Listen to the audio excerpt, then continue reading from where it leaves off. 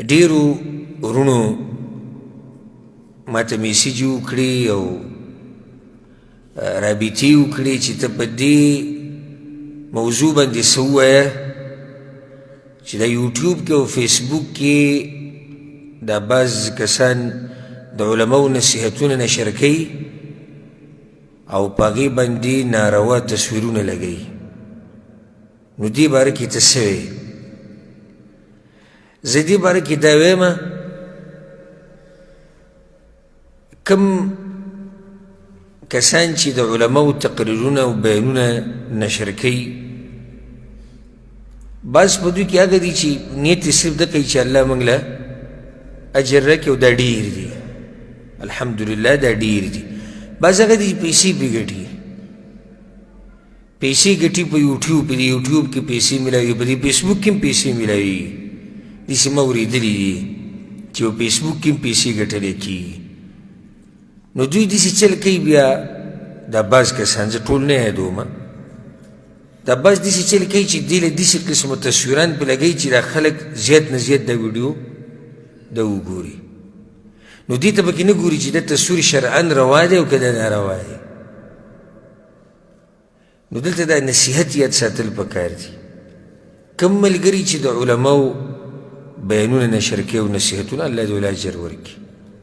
ډېر ښکلی کار کوي د علماو نصیحتونه نشر کول د علماو بیانونه نشر کول دا خو دعوت دی او دا دعوت یوه لاره ده.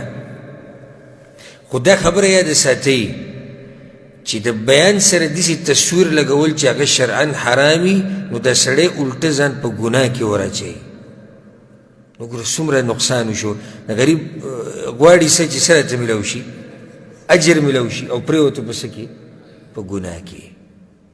ما لیدلي دي که نه ما لیدلي دي د ډېرو علماو بیانونو سره زموږ د خپلو بیانونو سره داسې کړي ما ته بعضو کسانو رالیږلي.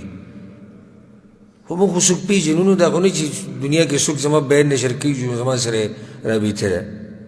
خو خلکو شوق دی الحمدلله بیانونه نشر کوي لګیا دي. زه څه پېژنم هر یو زموږ ته خو پته نه چې څوک یې نشر کوي څوک نه نشر کوي. نو د جنۍ تصویر به یې لګوي. لکه اوس مثال کې مسله د واده ده لکه مسله د څه بیانوم د واده نو ده به د هلک او د جنۍ تصویر پرې لګولی دا حرام شو.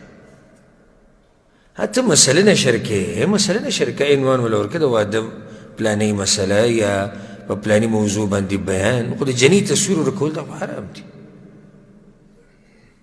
بېهوده تصویران پکې موږ لیدلي بېهوده تصویران.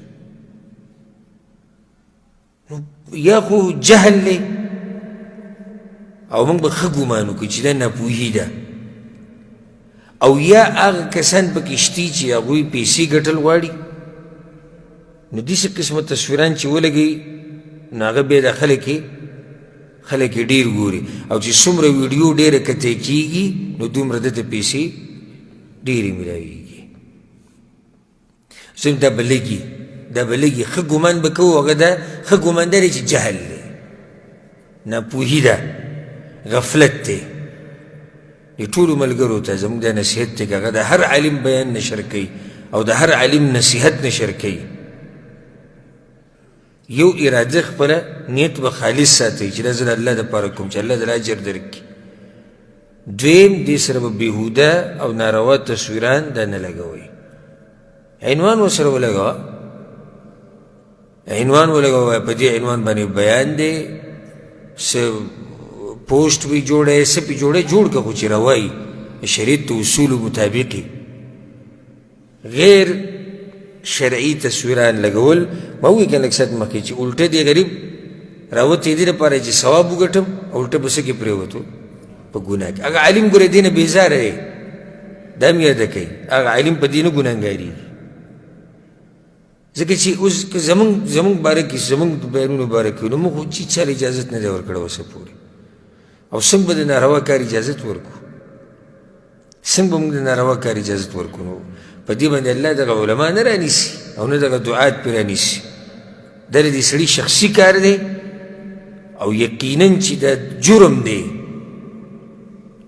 دی د زنانو تصویران لګول بېهوده تصویران لګول په بیانونو باندې او بیا جرم داسې جرم نه دی یو خو یو سړی دی د جنۍ تصویر یې هسې نشر کړو یو سړی د دیني مسلې سره د جنۍ تصویر لګوي دا خو ډېره ناروایي وکړه ډېره ناروایي وکړه که نه چې مسله دیني روانه ده او ته ورسره د جنۍ تصویر لګوې او ته ورسره یعنې داسې تصویر چې موږ ته پته ده که نه بعضو ملګري لکه د نمونې په طور موږ ته رالیږي موږ ته وایي تاسو نصیحت وکوئ نو زما دې ملګرو ته نصیحت دی چې ډېر خیال کوئ خیال کوئ دا قسم کارونه دا الټه تاسو په الټم په مصیبت کې وراچوي سړی به چې ثواب ګټم ثواب پرېږده الټه ګناهګار شو ځکه چې دا تصویران دي ته چې څومره خلک ګوري دی پکې شریک دي نو الله دې دغه ملګرو ته هدایت وکړي او کومو چې کړي دي الله دې هغوی ته عفو وکړي